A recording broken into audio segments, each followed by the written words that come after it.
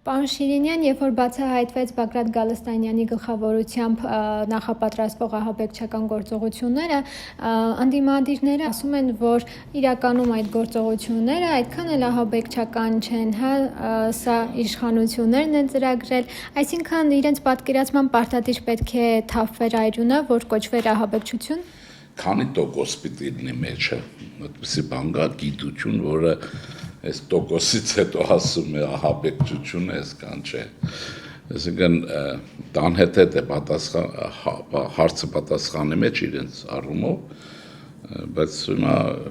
գել են փոսի մեջ։ Բայց դա տարօրինակ չի, իրենք եթե նայում են իրենց կենսագրությանը նոյեմբերի 10-ին էր, որ կառավարության շենք 2000 թվականից գրոհեցին, մինչև հիմա տեմպով գրոհում են։ Սրանք հիմա իրենց վրեժը հանում են հայ ժողովրդից, որ ռուսները հանձնարարչան վեր չէ կարաստան, Գաբոն քահանան։ Հա, իհարկե, կասկած ես այդ չունեմ, որ ընդեղից է գալիս, ինչի այս հարցն է մարդկանց, թե ինչու հիմա, հարցը թե երբ, բայց կա երկրորդ մասը հարցի, որ ինչու հիմա, որտեվ մտածեցին, որ իրենց պատկերացմու Իսրայելի դեմ խաղ չկա, մի ժամանակ էլ ասում են Ռուսաստանի դեմ խաղ չկա, Իրանը ջախջախվում է իրենց հաշվով, Հյուսային Ադրբատականը դառնում է Ադրբեջան, իրենց ընկերոջ Ալիևի համար, եւ այստեղ լցվում է ահռելի քանակության փախստական, դա ժամանակ էլ հետաշրջում անելը հեշտ է, չէ, կարևորը իշխանազավթումն է։ Հիմա եթե մտածել են, որ առանց արյան իշխանազավթում չի լինելու, ուրիշ հարց է, մտածել են, թե դա կլինի, խնդիրը իշխանազավթումն է, որ ինքնին մեծագույն հանցագործություն անկախ կրակոցով է, թե չէ, արյունով է, թե չէ։ Այդ սովորաբար որ դնում են, որ ուզում են ասել մեծ ոճիր է կատարվել։ Մեծ ոճիր իշխանազավթումն է։ Այն էլ տեխնիկական մաս է, արյունով, առանց արյունով, կարևոր չի։ Այդ հայտարարություններն էլ կարող ենք դիտարկենք որպես ինքնապաշտպանություն, հա, որ ահաբեկչական գործողությունը փաստացի ասում են ահաբեկչություն չի։ Գիտեք ինչ կա, իրենք այն պատկերի մեջ հայտնվեցին հասնավորապես ոսկեվարի դեպքերից հետո, որ Հայաստանում իշխանությունը թույլ է, ինչ կուզեն կանեն, հայկական փչոցը կա էլի, բոռոտախոսությունը, ինչ ասես կարող են անեն, էլի իրենց դեմ խաղ չկա, բարձրաց կա։ Մի ժամանակ մտածում են, ինչու Արցախը տրվեց, հայ գեներալներն ինչի տվեցին, որտեղ Ռուսաստանի դեմ խաղ չկար։ Բայց Ռուսաստանը անդունդի մեջ հայտնվեց բանում, Ուկրաինայում, հետո տարածվեց, որ ուրեմն Իսրայելի դեմ խաղ չկա, Իրանի պարագայով, այստեղ էլ Իսրայելը հայտնվեց անդունդի մեջ, իրենք էլ էսպես։ Պարզապես նաև, որ Հայաստանի իշխանությունը եւ ես չէ կարողանում է մոբիլիզացնել իրեն եւ կարողացավ կազմակերպել անել։ Գարեգին Ուզուր պատերի հարցը շատ արագ լուծել է պետք։ Դա անթույլատրելի է ցկցկելը, ինչ որ ձևով իրավական, չգիտեմ, եւ այլն, էլ գտնեն իրավաբանները, որտեղ դա քանհարգի երկրի ներսում ոչ միայն այլ դրսում բերում է հակահայաստան ուժերի աշխուժացման, պիտի հարցը փակվի, երկրորդը ում է ժողովուրդը ինքը իրեն հոգևոր հայր պետք ունենա, չէ, կաթողիկոս պետք ունենա, ոչ թե Մոսկվայի մարդ։ Դե մարդն են, Հայաստանի մարդ կնեն, էլի Մոսկվայի մարդը որս է, բայց իրենք Մոսկվայի հետ կապ ունեն, էլի։ Պարոն Շիրինյան, ո՞նց կլինի կաթողիկոսի հեռացումը, վարչապետը գրառումների միջոցով անդրադրամասին խոսում է, բայց ի վերջո կաթողիկոսը ինքը կհեռանա։ Լավը իր հեռանալն է, ասեմ ձեզ, կառավարությունը, պետությունը ունի մի քանի ֆունկցիաներ, բազմաթիվ տնտեսական շինարարության, մշակույթի զարգացում, դա կառավարության ֆունկցիաներն է, որից մեկը բռնության ֆունկցիան է։ Բռնության ֆունկցիան կատարում է ըստ օրենքի, ըստ պահանջի եւ այլն։ Այսինքն բռնությունը կառավարության համար ուրեմն խորտ բան չի, դա իր գործերից մեկն է։ Իհարկե ցանկալի չի մեր բարակայում այստեղ։ Շատ կշարունակի իրավաբան համակարգը դուրս կհանի։ Ու իր ասելով չի։ Ու մենք չենք սպասելու, որ ինքը այնքան ձգձգի, մինչև Պուտինը մեռնի, մի հատ ուրիշ ցար միջամտի Հայաստանի ներքին գործերին։ Դա շատ վտանգավոր է, ասեցի։ Ինքը արագ հարցը պիտի լուծի, եթե չէ իրավական համակարգ կաշխատի։ Որովհետև սրանցից ես չեմ կարող, օրինակ մի բան ասեմ, որ մեղադրելի է։ Ինչքան Հայաստանում ուրեմն պետության գանձագող կար, որոնք փախան Ռուսաստան, Շկան հիշում եմ դրանց մեծ մասը Չեխոտկա դուրս եկավ Իզմիրյան բժշկական հիմնարկից, չէ, պարգում էին Չեխոտկա դառնում, այդ Քոչարյան Ռոբերտներ, չէ, հետո գնում Գերմանիա բուժվում, հետո պարզվում է ծլկել են Ռուսաստան, հիմա ծպտուն չեն անում էլ։ Հիմա պետք է ստուգել փաստերը, ինքը քանի հոգու է փրկել, Իզմիրյանը իրենն է, չէ, քանի հոգու է փրկել եւ այլն, եւ իրենով պետք է հիմա փրկի։ Ուզում եմ ասել, սա մի բան է, որ իրավաբանները կարող են հաշվի առնել, կարող են ուրիշ մեղադրանք ներկայացնել։ Ուրիշ բան կա, կարող է կառավարությունը այսպեսի մի բան անել։ Ես իշքան այս վերջերս շատ մարդ է ասել, որ այս կաթողիկոս կոչվածը իրենց քցել է, ասենք շինարարություն է պատվիրել, փողը չի տվել բանվորների։ Նյութ է բերել գործ է արել, դե իհարկե մայրաթորի անունից է արել, փողը չի տվել, հիմա հատո կառավարությունը կոչանի բողոքավորներին, ասի եկեք սրանից փողն ուզեք, կարող է մայրաթորի տարածքը լիքը մարդիկ լինեն, որոնց քցել են պատասխանատվության ենթարկելու եւ տեսնել թե մայրաթորի գումարները դրա մեջ կան թե չկան։ Ինքը փողը կերել է, ինչպես ասում են հայերը, թե ուրեմն եկեղեցու համար է։ Այսօր եկեղեցին վերջին ինչ եմ ուզում ասել։ Ժողովուրդը հստակ պետք է իմանա, այս խնդիրը պիտի լուծվեր մի օր, երբ որ եկեղեցին պետք է ազատվի օլիգարխներից, Ղարաբաղյան կլանից, նրա ազդեցությունից, Ռուսաստանի կաղնի ծառայության ուղղակի կամ անուղղակի գործակալներից։ Մեր ժողովրդին խիստ անհրաժեշտ է մեր եկեղեցու հոգևոր ծառայությունը։ Շիրինյան, նաև ընդդիմախոսները հիշում են 2016 թվականի Սասնա Ծռերի կողմից ՊՊՑ-ի գրավումը։ Արդյոք դա ահաբեկչական գործողություն էր եւ այս երկու գործողությունները, այսպես ասած, համեմատելի են։ Դա գիտեք ինչի հետ է կապված։ Դա կապված է կամ շարժման հետ, որ նմանեցնում եք երկու տարբեր երևույթներ իրար, տարբեր, կամ էլ քաղաքական անգրագիտության հետ կապ ունի։ Քաղաքական անգրագիտության հետ շատ ավելի կապ ունի, որտեղ այն գործողությունը այն պատմական պայմաններում էր, այն իրականության մեջ, այս գործողությունը այս պատմական պայմաններում, այս իրականության մեջ։ Դրա մեջ գլխավորը, որ իրենք այն չընդունեցին ու ես միլիոն անգամ ասել եմ, իրենց ընդունել հետ կապ չունի, որ մենք հեղափոխություն ենք արել։ Հեղափոխական իշխանությունը ձևավորված ուրիշ բան է,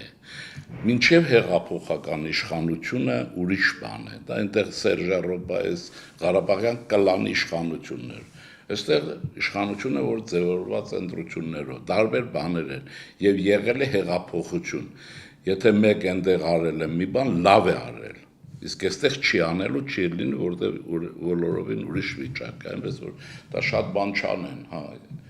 այն ժամանակ էս է արել, այն ժամանակ են է արել։ Իրենք այն ժամանակ կողոպուտ են արել, հիմա ինչ են ասում։ Որ մեկը կա, որ կողոպուտի մասնակից չի։ Գանձագողության կա մեկը, որ վերեն պիրկեն տնես ուզես գրես ու պիրկի վրա չգրես գանձագող։ Երկու նախագաներից սկսած։ Կա մեկը, կգտնեք։ Չկա այդպեսի բան, մի զարմացեք։ Գանձագողերի հակահեղափոխություն էր գեղերական գանձագողերի հեղաշրջում փորձ, որը ծախողվեց, որը բարձր տերորի հետ կապ ունի։ Ուրեմն Ռուբեն Վարդանյանին ուղարկեցին, որպեսզի վարչապետ դառնա։ Վարի գնաց Բաքու, Մոսկվան ուղարկեց։ Հիմա սրան ուղարկեցին վարչապետ դառնա, հիմա գնաց Զնդան։ Արաբրամյան տեսնենք գալիս է ինչ անի։ Չնայած նրա խոսելուց ոչ բանը չեք հասկանում, բայց կգա մի օր։ Մոսկվան գիտեք ինչ անում։ Ունեզրկում է հայ մեծարուսներին, ովքեր որ հարստացել են իր թույլտվությամբ եւ իր տարիներին։ Կարծեմ Աստվածաշնչում է, չէ, որ ասում է ես ծնել եմ, ես կոչնչացնեմ։ Ուրեմն ռուսական իշխանությունը ծնել է այս հայ փալասներին, որպես օլիգարխ, որ չգիտեմ ինչ, գողականներին։ Հիմա ինքը ոչնչացնում փողը ձեռներից վերցնում է։ Ես վստահ եմ, որ հիմա Ռուբեն Վարդանյանը եւ սննգացել է, փողը վերցրել, բրծել են, ինքն էլ ընդ կմնա։ Այսինքն Սամվել Կարապետյանը երկրորդ Ռուբեն Վարդանյանն էր լինել։ Եվ պետք չի նրան նմանեցնել Լևոն Հայրապետյանի հետ։ Լևոն Հայրապետյանին Կրեմլը սպանեց իրեն չընթարգվելու համար եւ նորմալ մարդկային վարքագծի համար, սրանց ուղարկեց գործուղում։ Գործուղում մեկին Բաքու, մեկ էլ քրեակատարողական հիմնարկ։ Ուրիշ բան չի եղել, չէ՞, ասեք ընտրեմ։ Պարոն Շինյան, երբ որ դուք էլ ձեր խոսքում հիշատակեցիք Միքայել Աջապայանին, երբ որ իր նկատմամբ քրեական վարույթը նախաձեռնվել էր, արդեն կալանավորման որոշումը կար, Շիրակից հայտնվեց Մայրաթոռում, այնտեղ մենք տեսանք հոգևորականների պաշտպանության տակ էր, հետո երբ որ ԱԱԾ զորքերը աշխատակիցները Մայրաթոռում փորձում էին Աջապայանին ուղեկցել,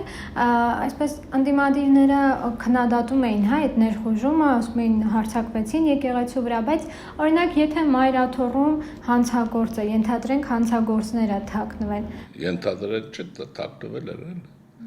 Հա ինչ կարելի է թե չէ, դեսակ ինչ կա։ Ուրեմն երկրի, որևէ երկրի մեզ համար էլ նույնն է, անվտանգության ուժերը, երբ որտեղ ինչպես կուզեն կթափանցեն, եկեղեցի լինի, չգիտեմ, ռեստորան, կարող է լինել զվարճատուն, եւ այլն, էլ մնացածը։ Այն կարող են այլապես դա պետություն չի, որովհետեւ երկրի ներսում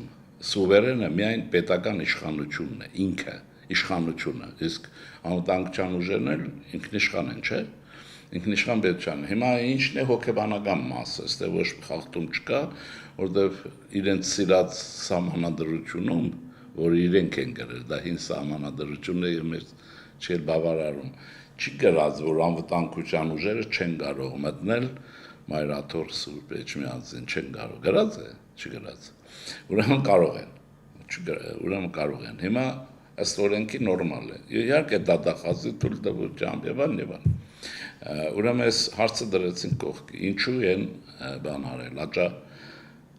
ես Աջափ Սանդալյան եմ ասում, որովհետև ինքը իր ճակատագիրն էլ Աջափ Սանդալի վերածեց,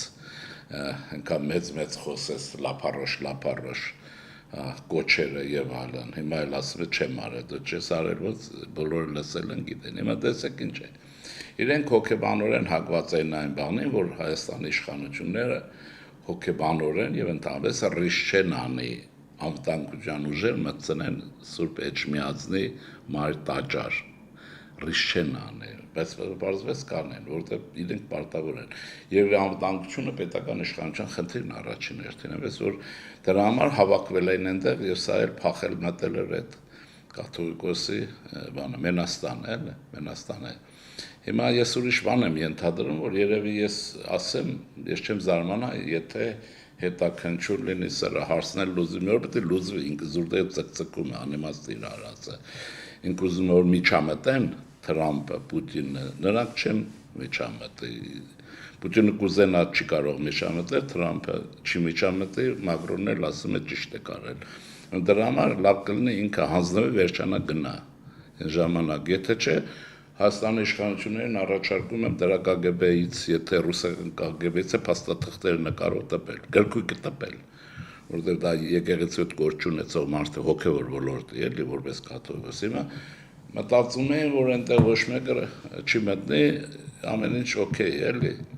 Ես չեմ զարմանա, եթե մի օր մենք ձեզ հետ միասին առաջիկայում լսենք, որ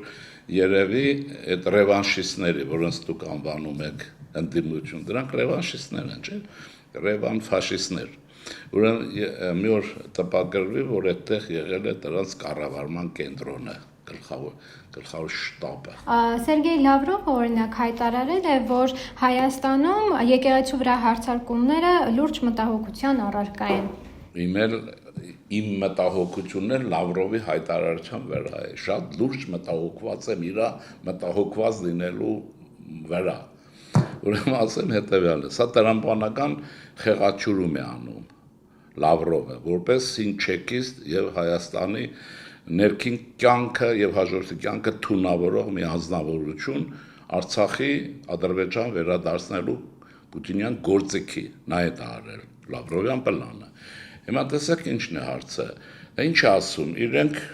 ասում են Հայաստանի ներքին գործն է, բայց ուշադիր հետևում են, նայեցեք դա է պես կողմ։ Ուրեմն առաջին նախադասության առաջ մաս շպրտում է կողքի, դա տրաֆարետ խոսք է։ Երկրորդ, այսինքն իրենք են սարքել, բայց բռնավել են։ Իրենց արած գործն է։ Լավ կլինի, ես իրենց առաջարկում եմ ուշադիր հետևեք ձեր բանակի գործողություններին, թե Ուկրաինան ինչպես է ջախջախվում։ Այդ ուշադիր եղեք, թե ինչպես է ջախջախվում, ինչպես է ուկրաինական բանակ ատամները քաշում են դեռ։